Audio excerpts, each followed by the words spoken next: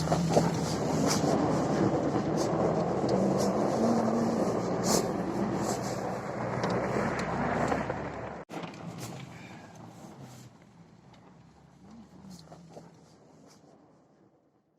Charlotte, and for the last 5 years, I have been lucky enough to study some of the coolest unanswered questions about snow leopards for my doctoral research. I had always been really interested in wildlife. One of the first videos of me and my mom walking alongside an Asian elephant, and a look on my face, I'm just awestruck. And I don't think that sense of wonder ever really left. And so I went and got my master's studying elephants. And after my master's, I was in kind of this weird limbo because I didn't think I was smart enough to do a PhD. So I ended up taking a job where I had a lot of different exposure to a lot of different animals. And as much as that job fulfilled me in many ways, I knew that it wasn't a place that I wanted to be long term.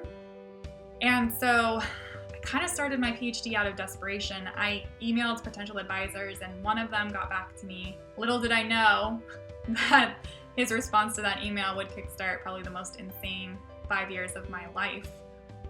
My potential project was to extract DNA from snow leopard scat to look at different population metrics, both at local and range-wide scales, using that information to inform conservation management decisions, both within these kind of smaller pockets of snow leopard habitat and then range-wide across Central Asia. So I was on a really steep learning curve, and it was tough. One of the biggest motivators was the fact that I had gotten this grant to go to China for the summer to work with snow leopard researchers. And I remember not being able to move my hands when I landed on the airplane because I had been gripping the armrest so tight on the landing. I was absolutely terrified. And I think looking back that might have been the universe kind of giving me a heads up, like, yeah, like hold on, because this is going to be huge for you. I knew as soon as I was halfway through maybe the program that I wanted to go back to China, that I wanted to do more. And I ended up getting grants that I could piecemeal together to go back the following summer. And by that time we had started this little side project looking at snow leopard diet, but using molecular techniques to do that. And we were really interested on doing that across, an entire predator guild, so all of the species that snow leopards are living with. And that would inform us of dietary composition, dependence on livestock, and it would give us an idea of potential adaptability to these big, large-scale changes that might be brought on by climate change. I applied for the Fulbright a bit last minute and got it, and was so excited. It was really huge because it was allowing us to take all of these diet studies to the next level. And I got over to China and everything just fell into place. We were sampling regularly, funding was coming in, and then all of a sudden we returned from a trip to the field and there's this little blurb about a virus in Wuhan. And within 3 weeks, that was it. I was evacuated and came back to the United States kicking and screaming. And that time period was really rough.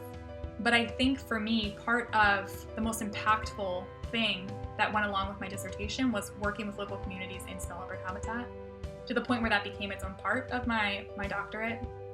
It was really eye-opening to me as a conservation scientist, and we had incorporated a lot of training opportunities for collecting scat and for designing studies. And because we had done that, we had this trust and relationships within the community where those studies could continue even though we weren't physically there to do them because of COVID. And those studies getting wrapped up was just, I was so proud to be a part of that.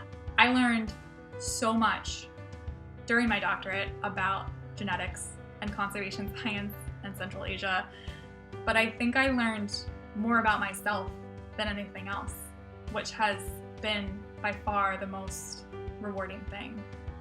I'm just so thankful that my doctorate hasn't been reduced to a document that's a couple hundred pages that will just sit on a shelf somewhere.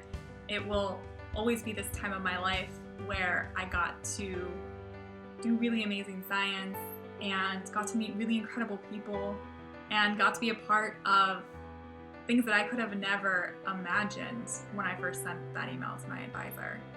It almost doesn't feel real that I got to do all of that. And I'm a little sad that it's over. When I was little, what do you want to be when you grow up? I would just say, oh, I want to save animals. And like, how many people can say that the thing they told their first grade teacher that they wanted to do when they got older, get to do it?